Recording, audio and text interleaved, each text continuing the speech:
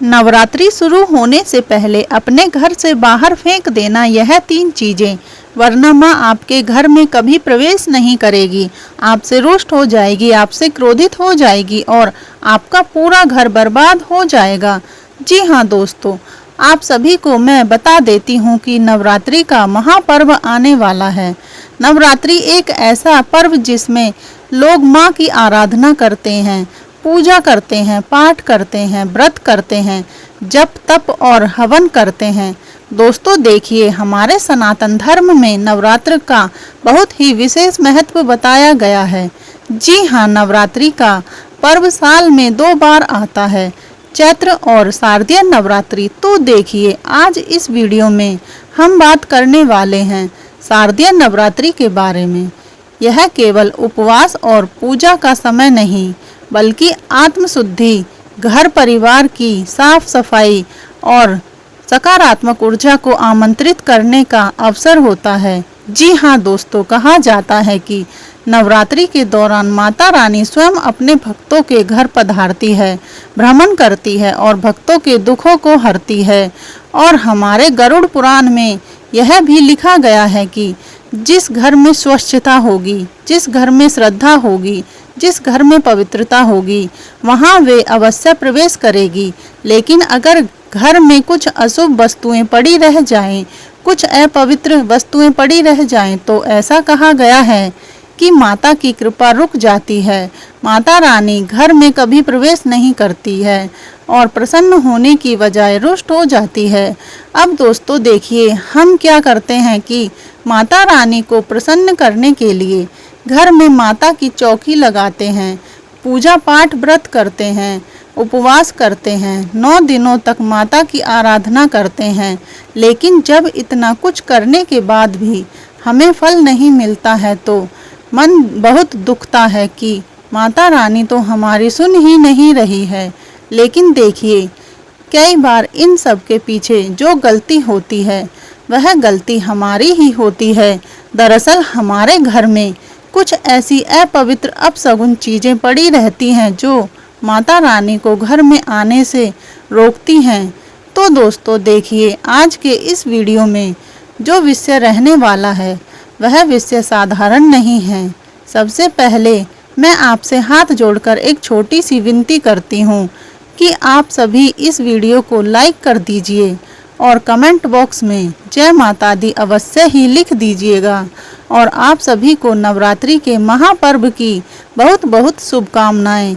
माता रानी आप सभी मनोकामनाएं पूर्ण करेगी। दोस्तों देखिए, इस वर्ष नवरात्रि की शुरुआत 22 सितंबर से लेकर 2 अक्टूबर तक रहेगी, यानी कि 22 सितंबर को नवरात्र का पहला दिन रहेगा और 2 अक्टूबर को दशहरा रहेगा। इन 10 दिनों में लोग अपने घर में पूजा पाठ और सेवा करते हैं, लेकिन शास्त्रों में यह बताया गया है कि नवरात्रि शुरू होने से पहले घर में साफ सफाई करना बहुत जरूरी होता है। सारे लोग घरों में रंगाई पोताई करते हैं, घरों में गोमूत्र का छिड़काव करते हैं, गंगाजल का छिड़काव करते हैं, बहुत है चौकी की स्थापना करते हैं, पूरे घर को पवित्र करते हैं। लेकिन कई बार जाने अनजाने में हमारे घर में कुछ ऐसी चीजें पड़ी रह जाती हैं जिसे हम साधारण समझते हैं, जिसे हम बहुत नॉर्मल समझते हैं कि अरे ये तो सिर्फ काम की चीज है। लेकिन देखिए, वही चीज आपके घर में माँ लक्ष्मी को, माँ जगदम्बा को, माँ अम्बे को और माँ गौरी को आने से रोकती है। देखिए, आपसे मैं एक ही विनती कर रही हूँ कि अगर आप माता रानी की कृपा पाना चाहते हैं तो इस वीडियो को अंत तक ध्यान से जरूर देखना, क्योंकि कहीं तुम्हारी एक छोटी सी गलती तुम्हारे पूरे परिवार को बर्बाद ना कर दे। देखिए, पूजा पाठ करना, जप तप करना, व्रत उपवास करना, यह सब तो आसान है, लेकिन सबसे मुश्किल काम है माता रानी को प्रसन्न करना। और माता रानी कैसे प्रसन्न रहेंगी जब आपका घर पूरी तरह से पवित्र रहेगा। तो आइए, आज मैं आपका ज्यादा वक्त नहीं लूंगी, मैं सीधे विषय की ओर बढ़ती हूँ। और जो बात है मैं आपको बता रही हूँ, यह बात होगी गरुड़ पुराण के आधार पर, स्कंद पुराण के आधार पर और वास्तुशास्त्र के आधार पर। सब चीजें आप ध्यान से सुनना, सब चीजों को ध्यान से समझना कि कौन सी चीज आपके घर के किस कोने में पड़ी है, कहाँ पर पड़ी है, कैसे पड़ी है, सब बात मैं आपको बताऊंगी। दोस्तों देखिए, सबसे पहली जो चीज़ है वह चीज़ माता रानी के सबसे समीप है और उसका संबंध माता रानी से बहुत घनिष्ठ बताया गया है।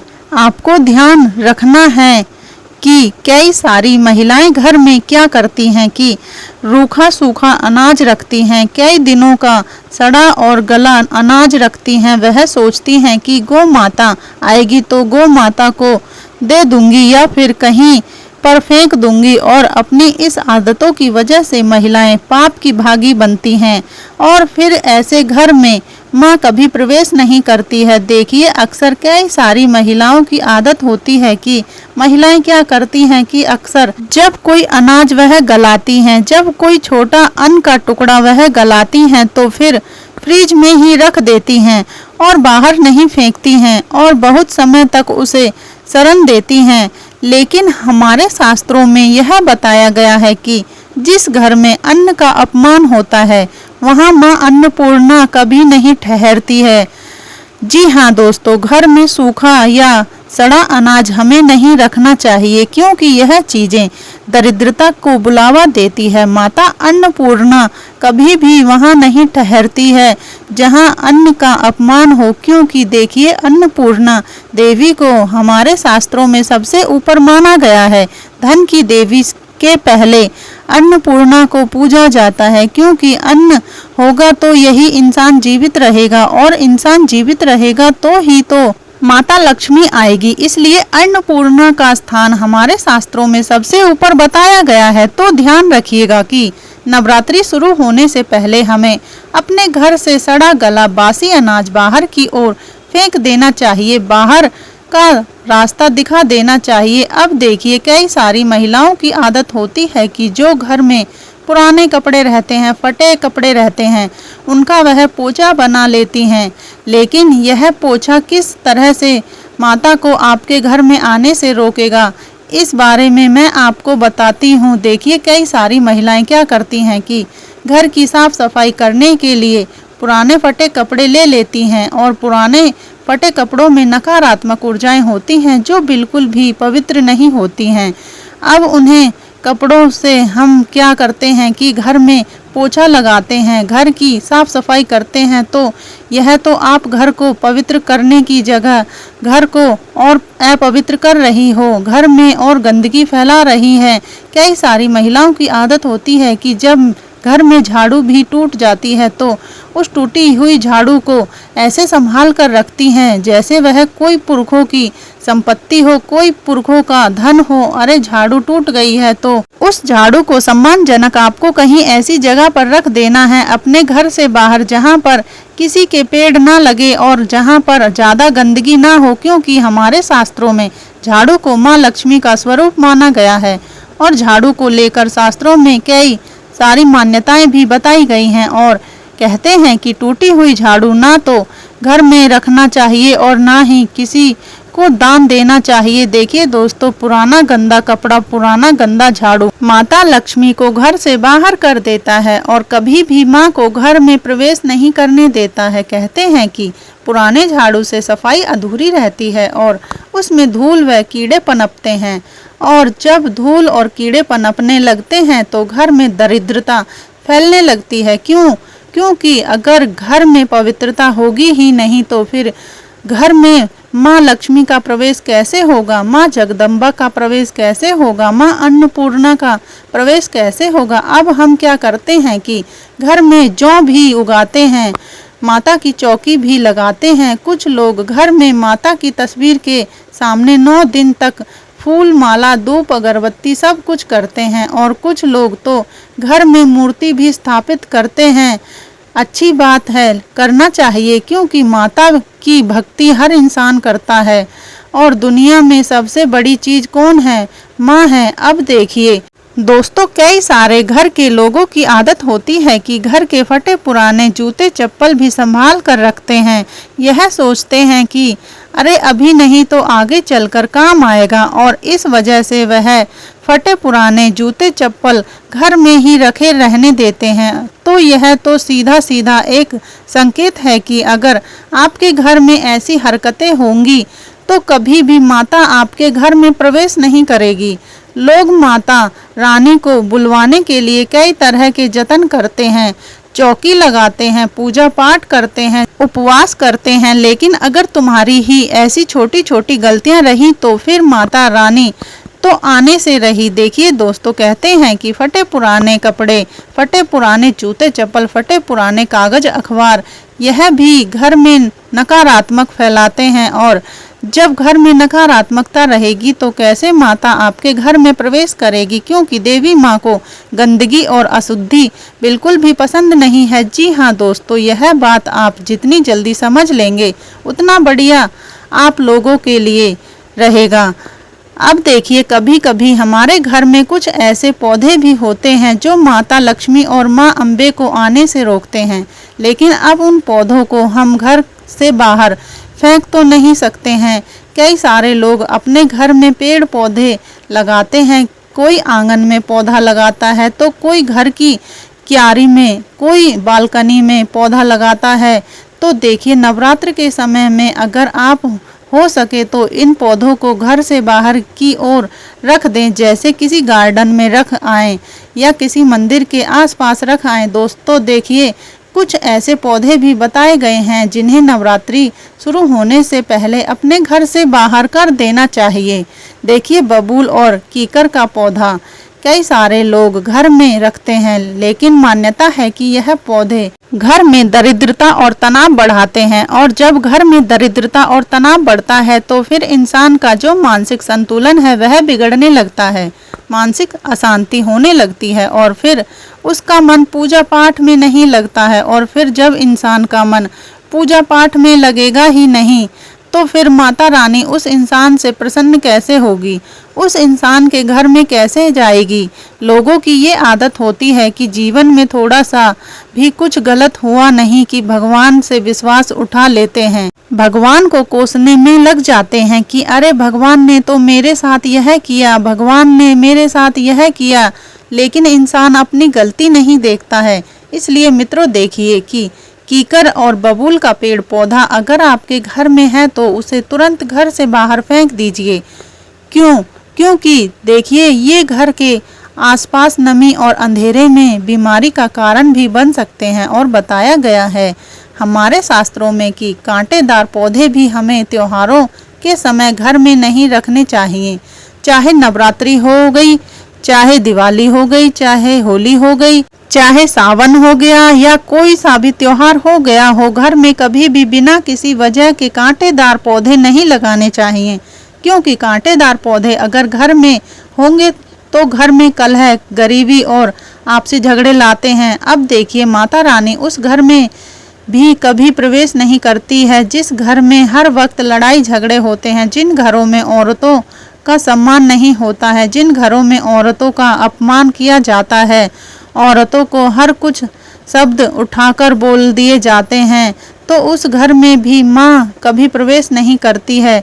देखिए, नवरात्र के समय माता रानी वहीं प्रवेश करती है जहाँ शांति और सौहार्दपूर्ण वातावरण हो, लेकिन कैक्टस जैसे पौधे, कांटेदार पौधे नकारात्मक ऊर्जा को आकर्षित करते हैं, और जब घर में नकारात्मक ऊर्जा होगी तो घर में कलेश होना स्वाभाविक सी बात है, घर में लड़ाई झगड़ा होना स्वाभाविक सी बात है। देखिए दोस्तों, इसलिए हमारे शास्त्रों के आधार पर अगर लोग चलेंगे तो जरूर वह भगवान को पाने में सफल होंगे। लेकिन आज के समय में लोगों की मानसिकता ऐसी हो गई है कि लोग शास्त्रों में विश्वास नहीं करते हैं, लोग पूजा पाठ में विश्वास नहीं करते हैं, लोग भगवान में विश्वास नहीं करते हैं, क्योंकि आज कलयुग चल रहा है। अब कलयुग में ये सब चीज़ें अगर इंसान ध्यान नहीं रखेगा तो पहले ही जीवन में दुख कम नहीं है। आज के समय में देखिए, हर इंसान किसी न किसी दुख से जूझ रहा है, किसी न किसी परेशानी में लगा हुआ है।